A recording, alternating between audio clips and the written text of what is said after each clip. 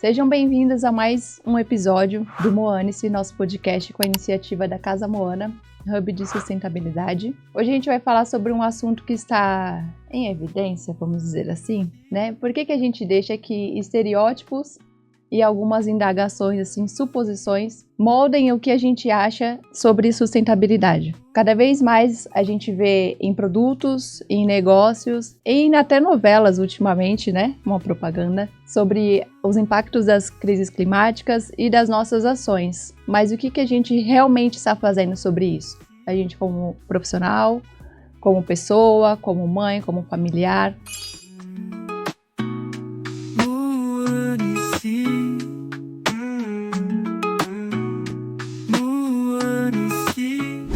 Hoje eu tô aqui com um querido, Márcio Matana. Ele esteve com a gente recentemente no Lounge Casa Moana para falar sobre gestão de resíduo e todos esses impactos que a gente causa através do nosso trabalho como profissionais de beleza e como pessoas. E hoje a gente vai abordar um pouco mais esse tema para poder levar mais informação para que as nossas inovações estejam coincidindo, né, com as nossas ações. Márcio, seja muito bem-vindo. Obrigado, Moana, pelo convite. Vamos falar um pouquinho dessa área que está muito em evidência hoje, né? Exatamente. Vamos lá. Vamos lá. Vamos começar do começo, né? Que é... Eu conheci o Márcio através de um projeto lá na Casa Moana, onde a gente queria saber e fazer um pouco mais sobre a gestão de resíduo de dentro do salão, né, para começar a trabalhar a sustentabilidade a partir da gestão de resíduo, que uma coisa é uma coisa, outra coisa é outra coisa, mas tudo faz parte de uma coisa só. E a partir daí a gente continuou esse relacionamento, mesmo depois de eu ter me mudado algumas questões ali dentro do salão. Hoje a gente retorna com esse relacionamento para poder levar um pouquinho mais de informações para vocês. Então, a primeira pergunta é: será que a sustentabilidade é para todo mundo mesmo? Para o pequeno salão, para o grande salão? Não, de verdade a sustentabilidade hoje é para todo mundo. Ela vem se desenvolvendo bem mais rápido nos últimos anos. Empresas têm entrado nesse negócio, as grandes indústrias estão trabalhando muito forte, né, com relação a resíduos. A legislação está bem mais parruda. O que se começou lá em 2010 com Política Nacional de Resíduos Sólidos, ela está se ampliando. Os órgãos ambientais estaduais estão pegando no pé, estão correndo atrás, estão fechando o círculo em volta de você fazer logística reversa. Muitas prefeituras estão desenvolvendo planos com cooperativas. Grandes indústrias, a gente percebe que há 5 anos atrás, muitos resíduos não tinham solução. Eram uns resíduos bem complicados, assim, até para você fazer tratamentos que já existiam no mercado. E o pessoal vem desenvolvendo. Graças a algumas empresas, graças a algumas cabeças, algumas pessoas que resolveram atuar no mercado. Uma coisa que é importante deixar claro e colocar aqui é que uma coisa muito importante é você entender que por que não tem solução e por que essa solução aparece, né? Existe a busca na solução, mas você esbarra em um ponto que é muito crucial. Ele tem que ser economicamente viável. Economicamente viável quando você vai receber esse material, se existe volume desse material para se transformar em um novo produto. Então não é um trabalho rápido, é um trabalho até demorado, mas eu vou te confessar, eu estou desde 2008 nessa área, então já tem um tempinho já, né? E eu vejo muitas soluções aparecendo para vários materiais. Então tem para todo mundo. Que começou-se pelas indústrias. Os comércios, vamos colocar assim, não foram... de verdade, hoje ainda não tem essa visão para os pequenos comércios. Quando eu falo pequenos comércios, a gente está falando no comerciário mesmo, sabe? Salões de beleza, pequenos negócios como lojas de cosméticos, como padarias, talvez pequenas.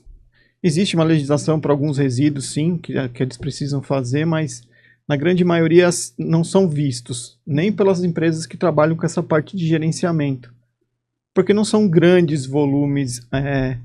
Se você juntar, por exemplo, o ramo de salões de beleza, a gente está falando em milhares de salões, né? O último levantamento eram mais de 500 mil salões registrados e quase o mesmo montante não registrados. Então, falando de mais ou menos 1 milhão de estabelecimentos. O volume de estabelecimentos é grande, mas o material gerado é pequeno. Uhum. Então, às vezes, o olhar não chegou ainda. Mas a gente já vê muitas movimentações de verdade, assim. Alguns aplicativos já estão fazendo esse tipo de... interligando quem tem o resíduo com quem busca o resíduo, que é o cooperado, que é o catador. Então tem um movimento bem interessante acontecendo, assim. É que às vezes, para quem não está dentro do negócio resíduo, parece que está muito distante ainda, né? Sim. E assim, o fato de, às vezes, a gente se colocar nesse lugar de ser pequeno, né, que tanto para gerar o impacto, né, que a gente gera, quanto para outras coisas, faz com que a gente se limite nessas questões. Então, você fica naquela coisa de que não é para mim. Porque, mas eu nem gero tanto assim, ou... É como se as pessoas se colocassem num lugar, às vezes, de inferior, né, do que uma empresa maior, tanto que, às vezes, a empresa maior tem algumas certificações e tem algumas coisas que elas precisam buscar para obter essas certificações para outros negócios, outros fins, e essas certificações não chegam no pequeno, e por conta disso a gente vai ficando informal, né, nessas questões sustentáveis. Então, hoje, com o crescimento dos MEIs, né, e também com essa procura para as pessoas mudarem de área, ir para a área da beleza, não dei certo na minha área, deixa eu ir aqui ser cabeleireiro, porque antes o cabeleireiro, ele era mais, como eu posso dizer, as pessoas não queriam ser, né, era, nossa, mas você só é cabeleireiro? Hoje todo mundo quer ser cabeleireiro, porque parece que a gente está aí no hype, né, em cima da onda aí. E aí eu vejo que tem essa complicação, mas estão aparecendo algumas certificações para pequenos salões e pequenos cabeleireiros, especificamente, pequenos negócios em geral, para que eles consigam fazer parte desse movimento. Só que ainda assim, uma pessoa que trabalha sozinha, às vezes não consegue suprir essa demanda. E como cada vez mais se abrem mais portas e se junta cada vez menos as pessoas, então, por exemplo, eu tenho lá a minha coleta e eu posso coletar diversos materiais, não só de cabelo, né, de papel alumínio, enfim, no geral. Mas para que seja efetivo para mim, o ideal seria que todos os salões da minha rua pudessem colocar lá, a gente fizesse uma ação. Só que às vezes pela falta de interação entre os profissionais não consegue se unir para fazer uma ação efetiva, sabe? E aí volta de novo a questão que eu falei no começo. Eu sou muito pequena, não gero tanto. Aí eu vou pegar e vou pedir para recolher. Aí não pede para recolher, porque daí o catador às vezes não chega. Já conversei com catadores, por exemplo, da nossa região, que é muito distante e eles não podem circular ali na região que a gente está, então para eles fica difícil passar ali só para pegar o meu resíduo. Então teria que ter um volume maior. Mas daí a falta de conexão entre as pessoas faz com que a propagação da sustentabilidade em si fique um pouquinho mais difícil. Eu vejo assim, quando você fala na Política Nacional de Resíduos Sólidos, ela é muito bem desenhada. Só que ela esbarra assim, chegou na indústria, a indústria faz. Eles fazem bem feito, a indústria está preparada para fazer. Eles têm profissionais capacitados, se não tem, eles vão capacitar os profissionais para atender. Eu acho que o nosso maior problema hoje, quando a gente fala em trabalhar com sustentabilidade, é quando chega na parte da pública do negócio. É criar como se fosse... como eu falo, né? As pessoas falam, não dá para fazer, isso é muito difícil. Como é que você vai fazer esse tipo de coleta? Eu até faço uma comparação. Poxa, não existe um lugar no Brasil que você não consiga comprar uma cerveja. Não existe um lugar no Brasil que você não tenha um botijão de gás na porta da sua casa. É possível? Sim, é possível. Os órgãos públicos, as prefeituras, deveriam trabalhar em cima disso? Sim. Alguns municípios trabalham 100%, tem uma coleta efetiva. Porque o ideal é que esse material chegue ao cooperado, né? Não ele tenha que sair de onde ele está para fazer esse tipo de trabalho, porque aí ele tem um custo extra. Sim.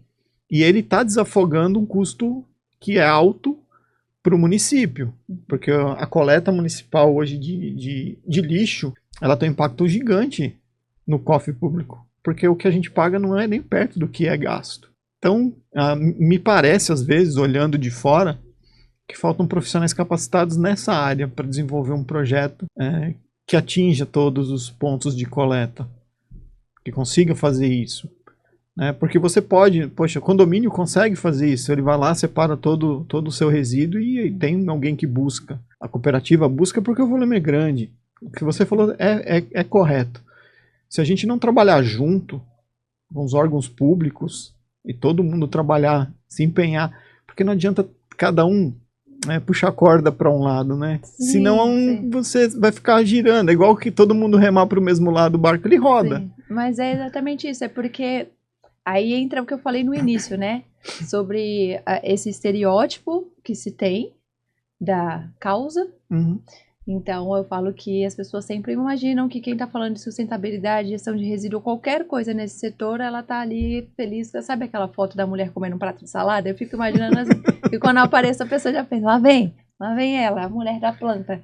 E não necessariamente. E daí, como fica em evidência o assunto, parece que cada um quer puxar para o seu lado para mostrar, eu falo que é a carteirada, né? Não, eu sou mais, não, eu sou menos. Aí vai ficando aquilo, aí cada um vai ficando no seu próprio quadrado, querendo medir quem faz mais do que o outro, porque está em evidência, então cada um precisa aparecer. As redes sociais ajudam a perturbar ainda mais, porque daí fica essa disputa, e daí vem nesse ponto crucial, que não dá para fazer nada se não houver conexão. E daí toda a parte tanto do sustentável quanto das certificações do ESG que seja, a primeira coisa para mim são as questões sociais, né? As questões entre as pessoas, a gente fazer uma junção, cada setor pode fazer algo sobre isso, mas se a gente que cuida de beleza, de autoestima, né? Aí a gente fala de acolhimento, e aí a gente vem com a transição capilar, porque daí somos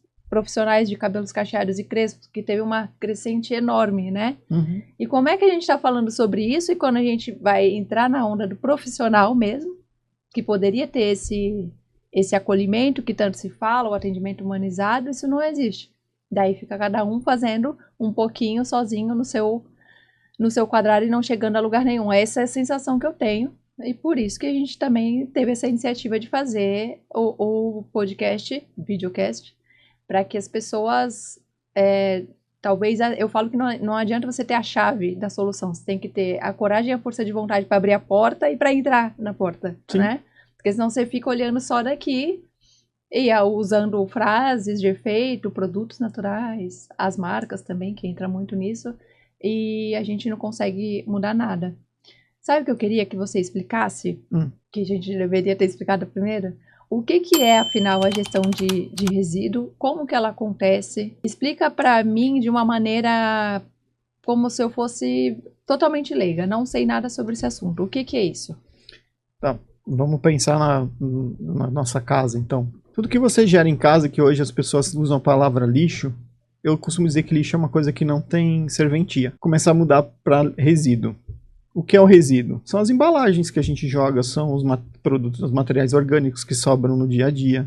Então tudo que você tem na sua casa, quando você cozinha, uma casca, um material orgânico que pode ser compostado, ele não precisa ser aterrado, vai se transformar num subproduto.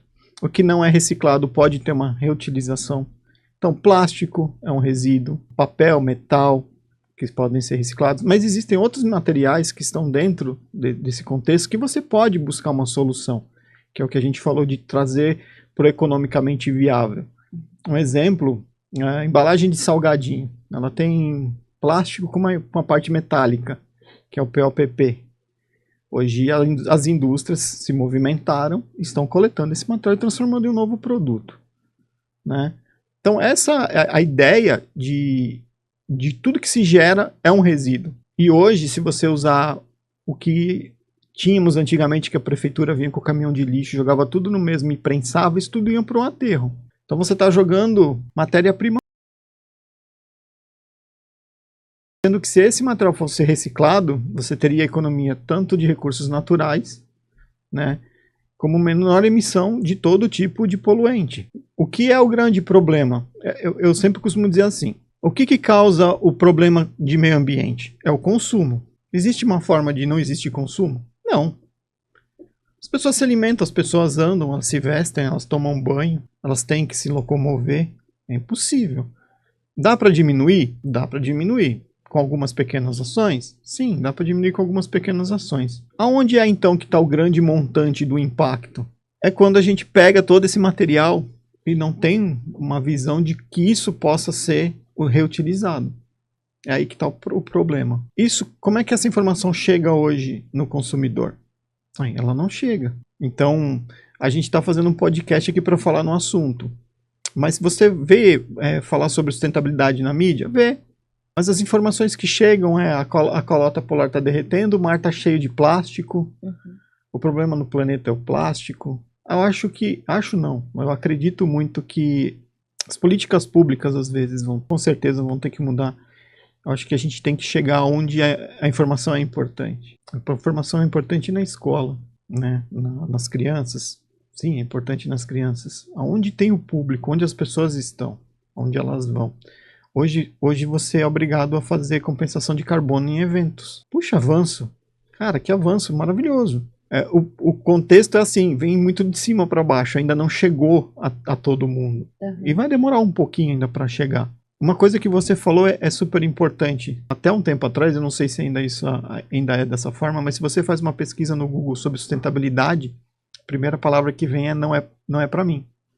As pessoas acham que não é para elas. Porque se pinta a sustentabilidade como uma coisa extremamente difícil. Ser sustentável é só jogar o lixo no lixo, não jogar na rua. Já começa bem por aí.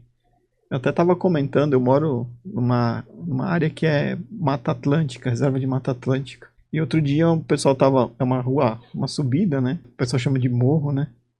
Bem íngreme. E o pessoal parou bem na frente de casa, né? Na mureta de casa para descansar. E uma senhora estava com 2 crianças. Tava dando água e tal. E quando eles saíram, eles deixaram um pacote de salgadinho jogado no chão.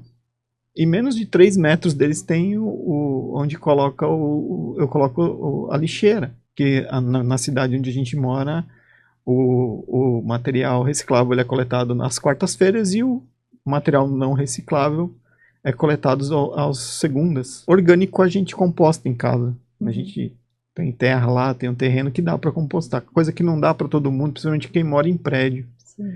Mas existem já, por exemplo, algumas empresas que eles deixam um baldezinho para você colocar o teu resíduo orgânico e eles vêm coletar uma vez por semana. De 10, 15, 18 litros assim. Existe esse movimento. Depois esse material é transformado em adubo e aí pode ser usado. Lá em casa a gente usa nas plantas também. Né? Tem algumas coisas que a gente planta lá. É muito difícil? Não. Não é difícil. É que às vezes a gente está numa correria muito maluca no dia a dia e passa batido isso.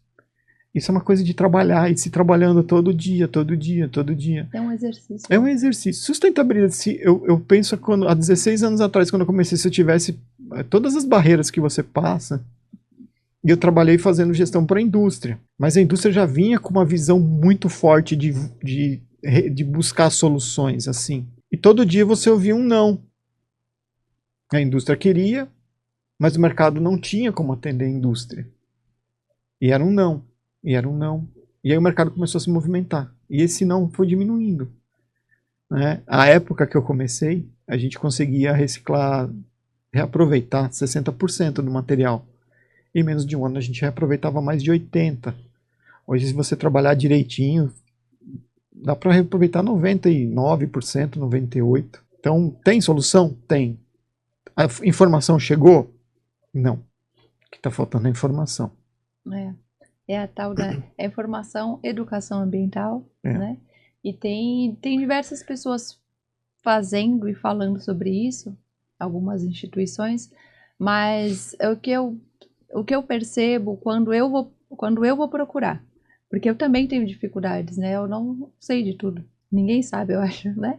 E, por exemplo, essa coisa da compostagem é algo muito interessante, porque daí a gente tem toda a parte de gestão ali dos resíduos sólidos, E na hora da compostagem a gente ficava sempre tem uma área ali que dá pra gente fazer, aí eu fiquei, putz, mas eu acho que a gente não vai ter tempo no nosso dia de cuidar disso, né?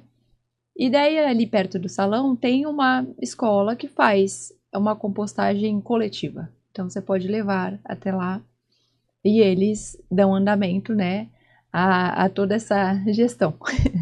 E aí todo mundo pode levar todo mundo da região, enfim, de onde você estiver. É claro que quanto mais longe você não vai levar até lá, né?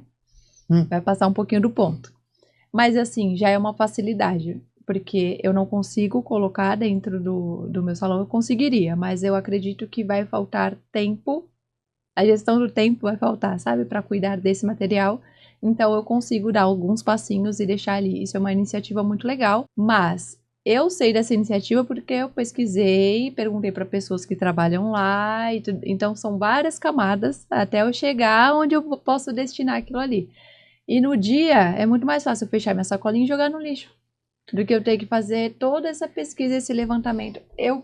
O que eu sinto é que muitas vezes as partes de educação ambiental, de lixo zero, enfim, todas essas ODS que a gente participa hoje, por mais que pareça que é acessível e fácil para todas as pessoas, depende de um buscar um pouco maior. E que aí, como não é fácil, essa informação não está tão fácil assim de você obter, porque precisa exercitar primeiro a vontade de obter a informação também, as pessoas vão deixando de fazer e essas pessoas acabam falando para as mesmas pessoas.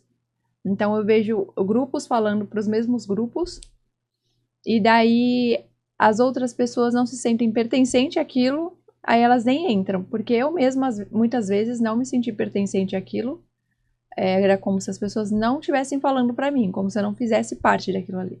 Então o modo que elas falavam era de uma certa forma, o jeito que elas idealizavam era de uma certa forma e parecia que a minha função ali como profissional, né, do meu espaço, não fizesse parte daquilo ali.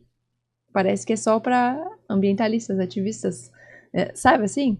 Então eu vejo essa resistência também com quem me pergunta.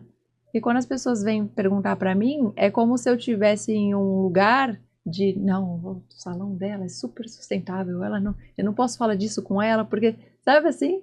E não, gente, nossa, é uma bagunça ali dentro. A gente tá fazendo o que dá pra gente fazer, a gente não tá montando personagem pra falar nas redes sociais, sabe? Sim. Então, eu acho que é um misto, assim, de tanto a galera daquele lado parece que tá falando só pra galera daquele lado, com o exercício dessa outra galera de tentar entrar, e tem uma barreirinha ali invisível que tá acontecendo e a gente não tá botando luz nela. Uma coisa que eu costumo dizer é que, assim, que sustentabilidade não tem exclusividade. Exclusividade na sustentabilidade é uma palavra até... Não faz muito sentido. Não faz sentido nenhum. Mas uma coisa que você diz eu percebo, né? Trabalhando com principalmente trabalhando com o mercado de beleza, existem vários grupos de verdade. Todo mundo tem informação relevante. Você vai, como a gente estava comentando um pouquinho antes de a gente começar, estava comentando das meninas lá de Floripa, né? Uhum. Mas tem muita informação relevante, mas não tem todas. Porque você tem algumas informações que elas não têm, outra pessoa tem. Tinha que se criar um grupo único. A troca não acontece, Tinha né? que ter essa troca. E uma coisa que eu percebo, eu acho que serve meio que para tudo. Hoje a gente não tem um site, não tem uma pessoa ou um grupo para você estar dentro, para você realmente falar, poxa, esse grupo aqui é legal, vamos fazer ele crescer. Uhum. Eu acho que está faltando isso. Seguir pessoas que realmente tenham essa... Talvez não uma só, porque como eu falei, tem várias pessoas que têm várias informações bem relevantes. Mas eu acho que tem que ser mais objetivo. As coisas têm que ser mais objetivas. Eu acho que o pessoal fica divagando um pouquinho sobre informações e números que muitas vezes eles não são concretos. Uhum. Uma coisa que é do ser humano, né? A gente está entrando na parte de humanas, assim, eu sou um cara de exatas, mas o ser humano, ele não consegue enxergar o erro. Ele vai olhando os outros erros. Uhum. Acho que a gente tem que parar em buscar um consenso. Acho que está muito faltando consenso para a parte de sustentabilidade. Eu vejo que a indústria está trabalhando forte Não todas as empresas, lógico que isso não acontece com todos, mas muitas estão trabalhando fortemente. Outras estão fazendo greenwashing. É muito forte isso no mercado? É muito forte isso no mercado. Tem pessoas que se falam da sustentabilidade, mas que tem informações que não batem. Sim. Isso confunde, né, também a cabeça de todo mundo. Esse é um ponto que eu acho que para quem não conhece sustentabilidade, não está no meio, não entende o que é o mercado da sustentabilidade, fica difícil.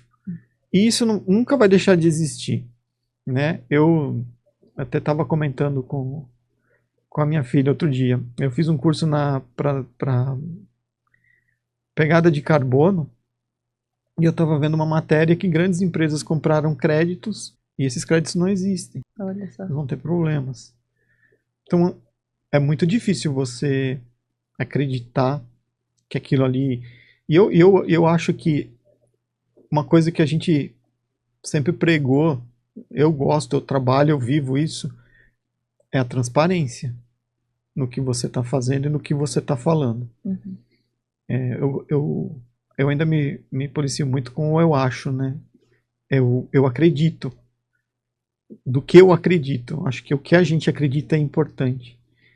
E sustentabilidade não é fácil. Não dá para você achar que você vai ser sustentável em 6 meses, 1 ano. É uma batalha todo dia para você encontrar. Se para quem está na indústria, que trabalha com grandes volumes, já tem problema, imagina quando você fala que você tem um volume pequeno. Uhum. Dá para desistir? Quem realmente está envolvido não desiste. Né? Eu vejo salões que trabalham com sustentabilidade, eles não desistem, eles procuram, eles batem. Alguns proprietários foram para essa parte de meio ambiente e sustentabilidade, foram procurar, correm atrás. Eu acho que é bem legal. Acho que é bem válido, porque você acaba criando um novo profissional no mercado, né? Que é um consultor de salão de beleza, que é o dono do salão, que sabe o que realmente o salão precisa.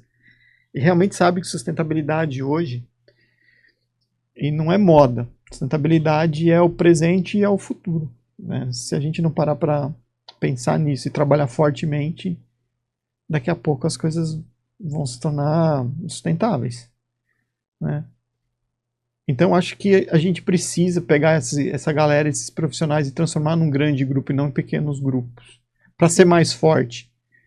Porque eu também acredito que sendo fortes assim, como empresários, você também fica mais forte para poder buscar o poder público e negociar melhorias, né? Trabalhando junto. Acho que a gente não pode tentar trabalhar sozinho nunca. Acho que sustentabilidade todo mundo tem que trabalhar junto no mesmo sentido. Se cada um trabalhar no sentido, a gente não vai conseguir chegar. Cada um trabalhar no sentido não faz sentido. Não faz sentido nenhum. É uma construção mesmo, né? E esses dias, uma moça que trabalha comigo, ela falou, nossa, é muito difícil viver de propósito, né?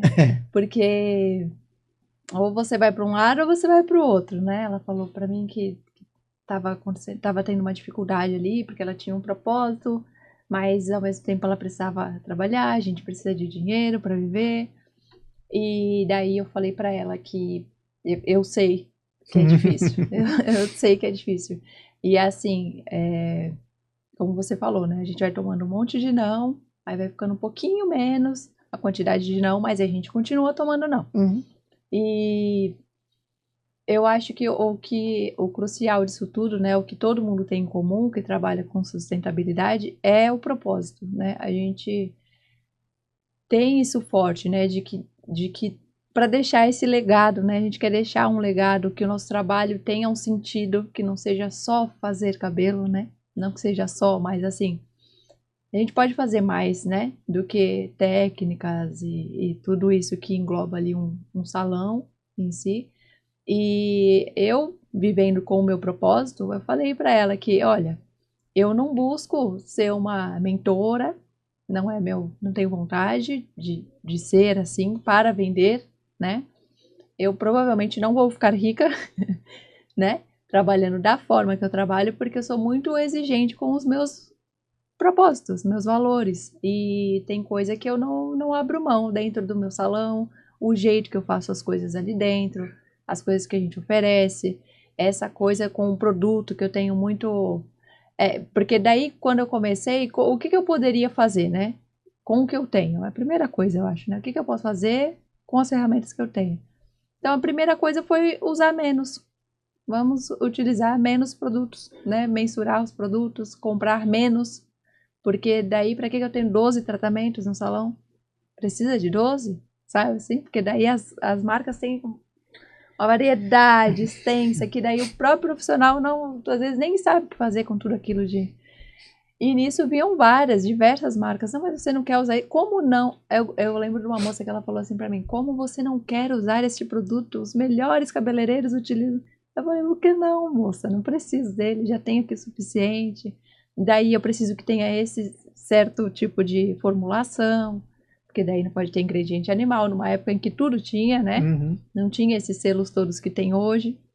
E eu sou assim até hoje. Até hoje eu tento trabalhar assim, e muitas vezes eu deixei de utilizar algum produto porque a marca, às vezes, tinha esse claim da sustentabilidade, do verde, mas quando a gente vai se relacionar, de fato, com a marca, a gente percebe que não.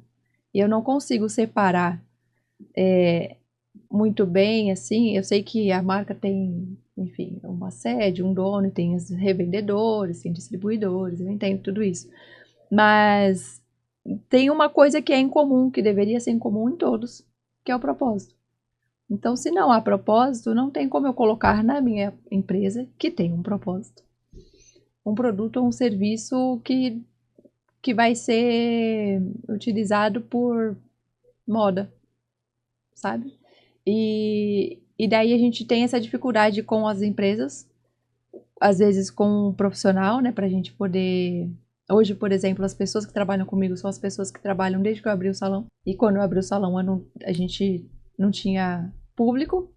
Então você vê que as pessoas ficaram porque acreditaram no propósito. E a gente vê muita dificuldade nisso hoje em dia, porque como tem essa coisa da informação ali, da internet mesmo, porque a gente trabalha de uma maneira mais minimalista, com menos produtos, a gente não é tão ativo na rede social, não da maneira que deveria ser para ter um comercial mais forte, e daí acaba que o nosso lugar de fala fica um pouquinho defasado por conta disso, sabe? E aí essa união acaba não acontecendo, porque por mais que as pessoas fiquem incomodadas com a rede social, elas levam muito em consideração isso quando elas vão consumir algum conteúdo, algum produto de alguém. E aí a gente fica nesse conflito interno, assim, e eterno, sabe? É meio triste às vezes, mas tudo bem, estamos aqui. Mas estamos aí. Você acha que se tivesse, igual a gente estava falando esses dias sobre Curitiba, por exemplo, Uhum. se tivesse as regras um pouquinho mais firmes sobre algumas coisas nesse setor específico da gestão de resíduo e tudo mais, você acha que facilitaria para que os comércios pequenos, médios, enfim, eles aderissem melhor a esses movimentos? Olha, eu vou falar para você que eu vejo tudo como um equilíbrio. Eu fui a Curitiba, eu conheci um pouco do sistema de Curitiba para os comerciários, salões de beleza e tal. Fazer gestão como eles fazem lá é só para grande, porque o custo de gestão ele é muito alto. Principalmente quando você tem produtos infectantes. Você sabe bem que o produto infectante é complicado. Dá vontade de fazer muita coisa, mas a gente tem uma legislação, tem que atender requisitos. Dentro do salão tem os requisitos que você precisa atender da vigilância sanitária. O que eu vejo assim, Ana, quando você começa a onerar o negócio, já está muito difícil para quem é empreendedor e micro, pequeno empresário no Brasil. É muita taxação. Seria mais uma. Quando você trabalha com órgão municipal criando, legislando, fazendo esse tipo de legislação, você engessa, você vai ter muita gente que vai ter que sair do mercado. Eu acredito que seja muito mais fácil, eu vou usar uma palavra, mas não é bem isso, trabalhar mais informal. Quando você começa a criar esse lastro, você vai ter que trabalhar como trabalha uma indústria. Entendi. Se você for trabalhar no sentido indústria, de seguir a legislação do órgão ambiental, toda a documentação para você trabalhar, praticamente ela deixa você inoperante. Você vai ter que ir para outra atividade ou trabalhar como profissional em outro salão. Você não vai poder ter seu negócio. Uhum. Então a gente precisa buscar um equilíbrio entender o que é o resíduo e tratar o que é o resíduo. Muito importante seria se o órgão municipal fizesse a coleta seletiva. Eles resolveriam 80%, 90% do problema. Lógico que a gente sabe que eles não têm capacidade para tratar isso. O que eles vão fazer com material que não é reciclado? Eles vão aterrar esse material. É a melhor solução? Não. Mas ajuda bastante. Se você tirar o material reciclável do meio, do resíduo gerado, já ajuda bastante. Né? Eu acho que isso daí é uma coisa que deveria ser muito bem discutido. E isso serviria individualmente para cada município. Quando a gente fala, Curitiba é um lugar diferenciado, tudo, mas a gente está falando de uma outra realidade, de uma capital pequena, né? Curitiba não é tão grande assim. Curitiba deve ter mais ou menos a quantidade de habitantes que tem Campinas, região de Campinas, assim. A cidade já foi preparada, ela já vem sendo preparada há alguns anos. Né? O poder aquisitivo é um pouco maior. O grande problema é você sair para os municípios das cidades mais periféricos. Né? Uhum. Principalmente quando você sai do eixo de algumas capitais. A gente está falando de São Paulo, a gente está falando de Curitiba, que seria uma capital, Rio de Janeiro, enfim, as capitais. Mas quando você vai para o norte e nordeste, nem nas capitais talvez você não tenha como atender isso. Então acho que é uma coisa que a sociedade vai ter que sentar e discutir muito sobre esse assunto. Muito, muito. Tem empresas buscando esse material no mercado, mas às vezes o custo para esse tipo de trabalho ele ainda não encaixa para todo mundo. Não se consegue chegar em todos os lugares, a grande verdade é essa. Eu acho que a gente acredita que a gente precisa trabalhar muito fortemente a coleta seletiva, tanto domiciliar, porque a gente vê muito problemas em cooperativas, mesmo onde tem coleta seletiva, as pessoas não separam de direito as coisas, e na cooperativa chega a cada coisa. E eu vou te dizer, as cooperativas são extremamente importantes. Eu acho que elas são um ponto focal e fundamental, sabe? Aquele pilar de sustentação para reciclagem, para logística reversa. Hoje são as cooperativas. Acho que tem que se trabalhar muito nessa parte de informação, até para quem tem a coleta. Lá em casa a gente tem coleta, eu trabalho com isso há um tempo, então você fala para o filho, fala para a mãe, para o pai, para a família vai fazendo isso. Você consegue. O pessoal da saúde na cidade, como a cidade é pequena, eles passam de casa em casa. Então a informação chega.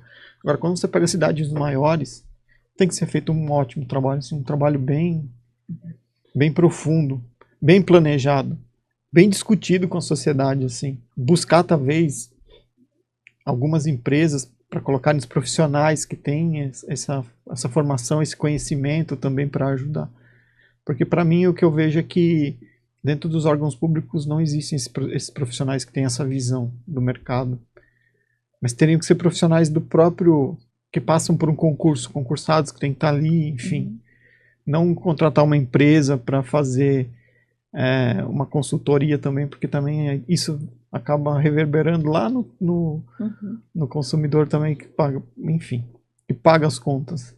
Esse que é o grande problema. E falar em sustentabilidade, falar em coleta de lixo, também é uma coisa que gera impacto muito forte para as prefeituras. É pesado. A gente paga, em algumas cidades é feita essa cobrança, uma taxa, né? Uma taxa, mas essa taxa ela não cobre os custos muitas vezes. Então, eu acho que é uma discussão que ainda tem que ir um pouco longe. Tem um caminho aí. Tem um caminho para ser percorrido. E uma coisa que é super importante, assim, pegar essas empresas que realmente se preocupam em buscar soluções e abraçar, sabe? Tem uma empresa que coleta, sei lá, Vou dar um exemplo de uma empresa que tem no interior de São Paulo. Bituca de cigarro. Se transforma em cadernos. Tem que abraçar e comprar. Tem que ter alguém que vai lá e fala, poxa, eu vou abraçar esse pessoal. Ah, tem uma empresa que fabrica, sei lá, caneta feita com plástico reciclado. Poxa, vamos tem das incentivar. Esponjas, né, de cozinha, que é bem legal. Das esponjas de cozinha. Enfim, camisetas feitas com garrafa PET. As indústrias agora estão... Eu estava lendo uma matéria de uma empresa gigante multinacional que trabalha com todos os ramos, que eles vão incorporar um volume de embalagens plásticas recicláveis maior. Isso faz com que o mercado tenha que buscar essas embalagens. Isso fomenta a logística reversa. Isso é importante, fomentar a logística reversa, fomentar a economia circular. As pessoas entenderem que esse material que eles estão descartando de forma inadequada, ele está deixando de gerar riqueza dentro do país. A gente está falando no mercado de uma centena de bilhões de reais que está sendo jogado fora. Sim. Não faz o menor sentido. Mas isso é informação que precisa chegar até as pessoas, até o consumidor. Sim. Isso eu acho muito difícil chegar. É uma coisa que eu percebo, que você espera acontecer para depois tentar resolver, né? Você é ostensivo, né? Você vai lá depois que acontece, vou resolver isso aqui depois que aconteceu. Não, vamos prevenir para que não aconteça. Então acredito que a gente tem que ir nesse sentido. Buscar prevenir o que está vindo e o que está acontecendo. Se as pessoas ainda não entenderam que tudo que está acontecendo no Rio Grande do Sul, o que está acontecendo, esse pessoal está falando do Rio Grande do Sul, porque aqui no Brasil, o que está acontecendo fora? Sim, exatamente. Tá? Ver falando nesse sentido, a gente está encaminhando agora para o Acordo de Paris, né? O Protocolo de Kyoto, ele deixou de existir, acabou a vigência dele, a gente está indo para o Protocolo de Paris. Nele, todos os países do mundo vão ter a obrigação, coisa que não tinha de Kyoto. Então eles vão ter que dar um jeito de diminuir a emissão de gases de efeito estufa. Então todo mundo vai ter que trabalhar fortemente com isso. E o resíduo é um grande gerador. Eu acho que essa parte primeiro, que o resíduo é um grande gerador, as pessoas às vezes não linkam uma coisa com a outra por falta de informação. É aquela frase que anda circulando aí desde faz um tempinho, de que não tem fora, né? Então, eu vejo uma dificuldade de linkar que o que você está fazendo hoje é o que causa o impacto de amanhã, e às vezes não... Uma coisinha, por exemplo, acho que a logística reversa e a economia circular é uma coisa que é pertinente bastante ao nosso setor e que as pessoas não sabem o que é. E hoje que a gente tem uma demanda maior, inclusive de produto, porque ficou mais fácil você produzir o seu próprio produto. Então hoje é muito difícil você ver uma pessoa que tenha um salão e que não tenha o seu próprio produto. E às vezes são pessoas que estão aí há 2 anos no mercado, 3, nada contra, assim, todo mundo que tem um sonho às vezes e tal, mas eu, por exemplo, eu fiz o meu produto muito legal, estou muito feliz com ele, mas às vezes eu fico assim, me mata por dentro às vezes, sabe? Ter que fazer mais um produto, sabe? Não era uma coisa que, pra mim, eu tinha total necessidade de ter um produto com o meu nome, sabe? Não é uma coisa que me preenchia, não, preciso ter um produto com o meu nome porque não há nada igual no mercado. Não, tem diversos produtos bons no mercado, ainda bem que o meu é bom também. Mas assim, precisava, sabe assim? Talvez se tivesse um olhar melhor da indústria, né, das marcas, a gente não sentisse tanta necessidade de ter tantos produtos. E daí junta a necessidade de ter tantos produtos para cabelos naturais, e daí entra a questão do ego, de ter o produto com o seu próprio nome, porque você tem que ganhar dinheiro, porque você tem que ser um profissional muito rico com seu carro importado, né, tá? Esse caos, assim. E toda vez que eu vejo um novo, assim, que às vezes, tá? Não é uma crítica, só um pouquinho. demora pra gente fazer, né? Demora pra desenvolver uma marca e tal. Eu consegui desenvolver o meu por conta desses anos todos trabalhando e ainda assim eu fui por uma coisa bem minimalista, assim. Eu não quis criar, oh meu Deus, a maior linha e melhor do mundo inteiro. Mas quanto mais se consome, né? Mais se faz produto, mais se joga fora produto, mais se joga fora embalagem, mais se compra selos para dizer que aquele produto é verde, que ele tem tem um ciclo legal ali, né? E que na verdade não tem. E a gente vai gerando cada vez mais resíduo. E sem saber para onde ele vai, e sem linkar que uma coisa que você compra ali vai gerar um atrito em algum momento. Eu vi uma pesquisa falando sobre o plástico, que 80% do plástico fabricado, ele demora 20 minutos para ser consumido e descartado. Mas o problema não é o plástico. É só um estudo. É o que a gente falou, a gente tá falando, né? É consumo. Todas as marcas que chegam no mercado, elas vão achar consumidor? Sim. Uhum. Quantos milhões de pessoas tem todo dia nascendo no mundo? Sim. O consumo ele não vai, dificilmente é impossível de você dizer que não existe, diminuir. A gente diminui, mas a geração vem vindo. Então a gente precisa fazer com que as gerações futuras entendam isso. Entendam o que é a economia circular, entendam o que é o resíduo, o que é a extração de uma matéria-prima para se fazer o plástico, de uma matéria-prima para se fazer o alumínio. É falar que, poxa, tá faltando alumínio no mercado porque tá acabando a jazida de bauxita. As pessoas não entendem isso, às vezes elas não vão nem se preocupar com isso. A indústria está rebolando para buscar soluções para isso. A indústria corre. Não estou falando, eu não sou advogado de indústria, não sou advogado de ninguém, pelo amor de Deus, gente. É a experiência de estar no mercado só. Eu tive na feira, na FC Pharma, né, conversando com algumas empresas. Tá todo mundo maluco buscando e tentando desenvolver. Hoje, países que não se preocupam com a sustentabilidade, né, não conseguem comprovar que tem esse trabalho forte, não recebem investimentos. Você não consegue, você consegue buscar empréstimos muito mais facilmente se você tem essa pegada sustentável no teu negócio. Então tem todo esse trabalho aí de entender isso. Agora, marcas vêm todos os dias. A gente comprou, a minha filha, você conheceu, Tamires? Aliás, ela adorou o produto, ela falou que o cabelo dela foi maravilhoso. Olha ela só. mandou até te agradecer.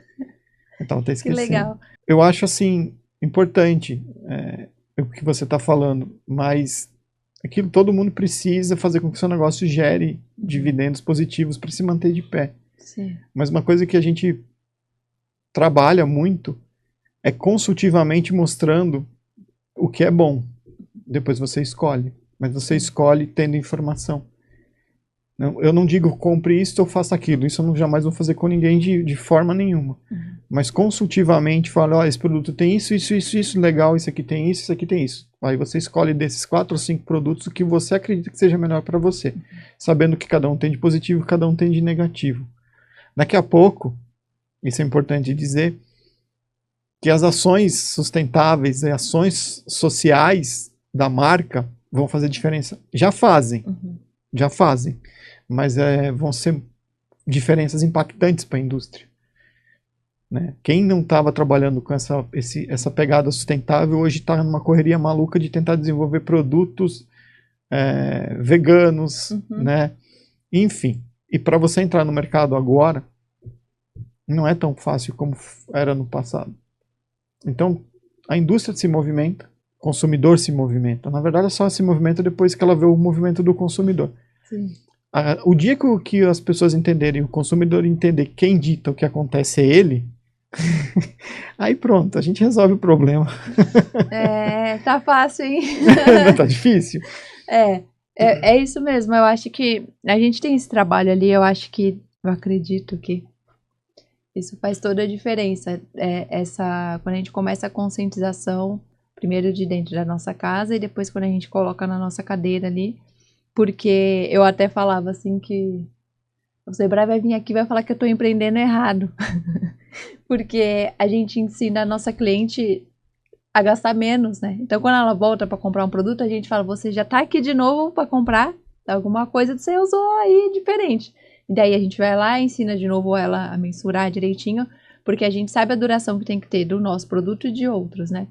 E a gente trabalha exatamente dessa forma. A gente coloca ali as cartas para ela escolher. A gente não fica batendo, dando carteirada, que a gente chama, né?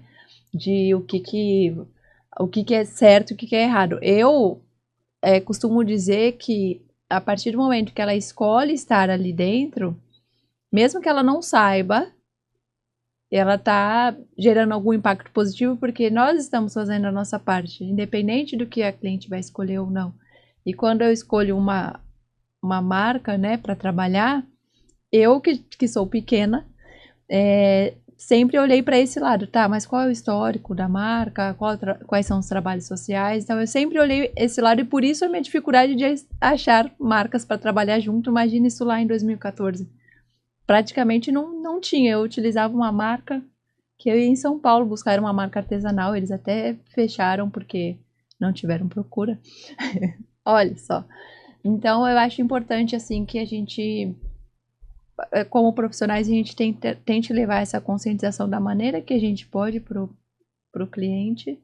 E as dicas que eu sempre dou, né? Que aí me perguntam que produto que eu uso, né? Mas que marca que eu vou usar? Daí eu falo, olha, como não tem como a gente rastrear absolutamente tudo, então você precisa dar uma olhada no histórico da marca, na história dela, o que ela realmente faz, tenta procurar um pouco mais, dar um pouco mais sobre ela, sobre o trabalho na comunidade dela, como que é feito, né, da onde ela extrai o material dela. Eu sei que às vezes é um pouquinho difícil, chatinho, né, mas só se a gente acreditar no vendedor. Mas assim, se você tem propósito, você vai querer saber mais a fundo sobre isso. E daí junta o que a gente falou, que quanto mais pessoas que estão fazendo esse trabalho se juntarem, melhor a gente passa essa comunicação, essa informação que daí a gente troca entre a gente, fica mais rico, né? De educação entre nós e a gente consegue propagar essa informação melhor. Bom, a gente falou pra caramba, pra variar, nós estamos acabando, mas para terminar, vou fazer a pergunta que sempre faço, que é simples. O que é beleza pra você? Olha, beleza pra mim é tudo. Agora eu vou falar do que um pouquinho. Todos os dias de manhã, quando eu acordo, eu sempre só agradeço. Eu acho que acordar no outro dia já mostra a beleza do que é viver um novo dia. Tudo pra mim tem a sua beleza. Tudo.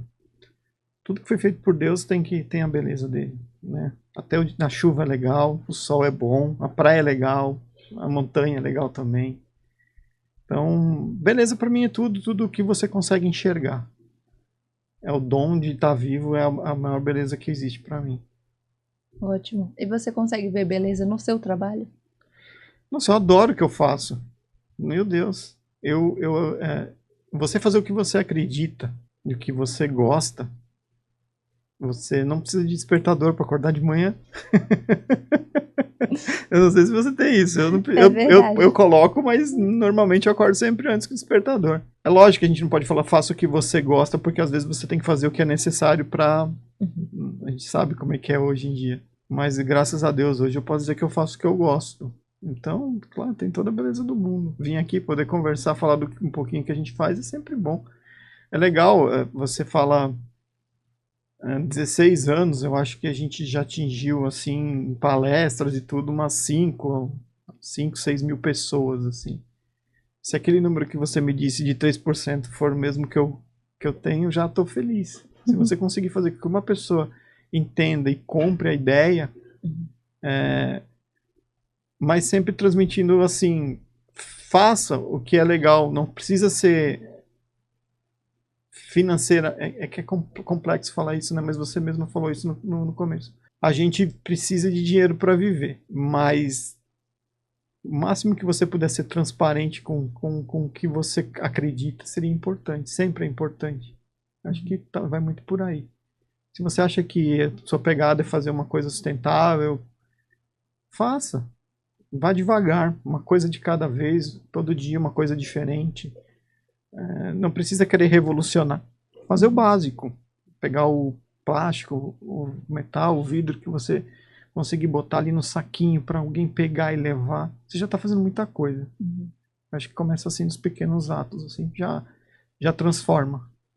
E não desistir, né? Se a gente fosse desistir, não teria graça, né? Verdade, é começar do começo e seguir. Isso aí. Muito obrigada, Márcio. Foi um prazer falar com você mais uma vez. Prazer é sempre meu. Obrigada por nos assistirem, né, até agora. Até o nosso próximo episódio. Espero que vocês tenham gostado de tudo que foi falado aqui. E mantenham-se conscientes, como sempre, né? Até a próxima.